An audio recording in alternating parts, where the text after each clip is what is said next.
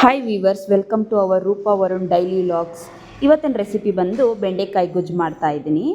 ಮತ್ತು ಬೆಂಡೆಕಾಯಿ ಗೊಜ್ಜು ರೊಟ್ಟಿ, ಚಪಾತಿ, ಅನ್ನಕ್ಕೆ ತುಂಬ ಚೆನ್ನಾಗಿ ಕಾಂಬಿನೇಷನ್ ಆಗಿರುತ್ತೆ.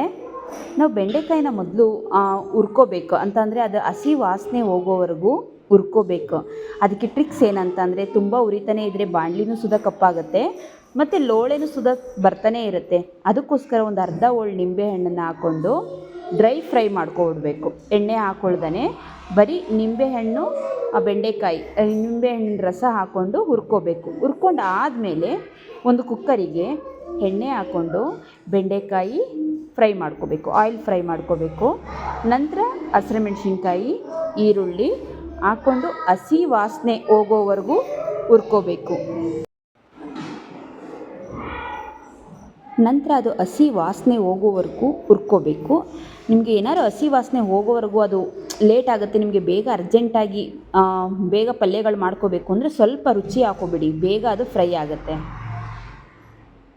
ಚೆನ್ನಾಗಿ ಹಸಿ ವಾಸನೆ ಹೋದ ತಕ್ಷಣವೇ ನಾವು ಅದಕ್ಕೆ ಟೊಮೊಟೊ ಹಾಕ್ಕೋಬೇಕು.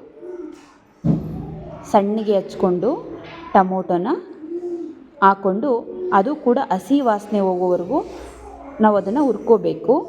ನಮಗೆ ನಿಧಾನ ಆಗುತ್ತೆ ಅಂದರೆ ಏನು ಮಾಡಬೇಕು, ನಾವು ಸ್ವಲ್ಪ ರುಚಿನ ಉಪ್ಪನ್ನು ಹಾಕ್ಕೊಂಡು ಹುರ್ಕೊಂಡ್ರೆ ಅದು ಬೇಗ ಬೇಯುತ್ತೆ. ಏಕೆಂದರೆ ಕೆಲವರು ಆಫೀಸ್ಗೆ ಹೋಗಬೇಕು, ಮಕ್ಕಳು ಶಾಲೆಗೆ ಹೋಗಬೇಕು ಅಂದಾಗ ನಾವು ಅದನ್ನು ಫ್ರೈ ಮಾಡಿಕೊಂಡೇ ಕೂತ್ಕೊಳ್ಳೋದಕ್ಕಾಗಲ್ಲ. ಆಗ ಸ್ವಲ್ಪ ಪಲ್ಯ, ಗೊಜ್ಜು ಅನ್ನೋ ಪದಾರ್ಥಗಳನ್ನ ಮಾಡಬೇಕಾದ್ರೆ ಸ್ವಲ್ಪ ಆಯಿಲ್ನ ಹೆಚ್ಚಾಗಿ ಹಾಕ್ಕೋಬೇಕು. ಏಕೆಂದರೆ ಅದು ಬೇಗ ತಳ ಹಿಡಿಯಲ್ಲ, ಬೇಗ ಆಗುತ್ತೆ. ನಂತರ ಟೊಮೊಟೊ ಬೆಂದು ಮೆತ್ತಗಾದ ನಂತರ ಸ್ವಲ್ಪ ಹುಣಸೆ ಹುಳಿ, ಏಕೆಂದರೆ ಈಗ ಆಲ್ರೆಡಿ ನಾವು ಕ್ವಾಂಟಿಟಿಯಾಗಿ ಹೆಚ್ಚಾಗಿ ನಾವು ಟೊಮೊಟೊನ ಹಾಕಿರೋದ್ರಿಂದ ಸ್ವಲ್ಪ ಹುಳಿಗೆ, ಬೆಂಡೆಕಾಯಿ ಗೊಜ್ಜು, ಹಾಗಲಕಾಯಿ ಗೊಜ್ಜು ಅನ್ನೋದಕ್ಕೆಲ್ಲ ಸ್ವಲ್ಪ ಹುಣಸೆ ಹುಳಿ ಹಾಕಿದ್ರೇ ಚೆಂದ.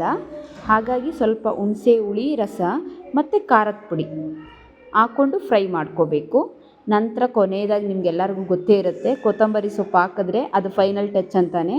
ಸ್ವಲ್ಪ ರುಚಿ ನೋಡಿಕೊಂಡು ಕೊತ್ತಂಬರಿ ಸೊಪ್ಪು ಹಾಕಿ ಸಣ್ಣ ಉರಿಲೆ ಬೇಯಿಸ್ಕೊಂಡು ಅದನ್ನು ಫ್ರೈ ಮಾಡಿಕೊಂಡ್ರೆ ಪಲ್ಯ ಹಾಗೇ ಬಿಡುತ್ತೆ.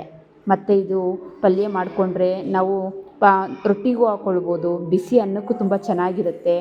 ಮತ್ತು ಚಪಾತಿ, ಪೂರಿ ಎಲ್ಲದಕ್ಕೂ ಕಾಂಬಿನೇಷನ್ನು ಈ ಬೆಂಡೆಕಾಯಿ ಪಲ್ಯ ತುಂಬ ಮಾಡಿಸ್ದಾಗಿರುತ್ತೆ. ಹಾಗಾಗಿ ನಮ್ಮ ಮನೆಗೆ ಚಪಾತಿ ಮಾಡ್ಕೊಂಡಿದ್ದೀವಿ.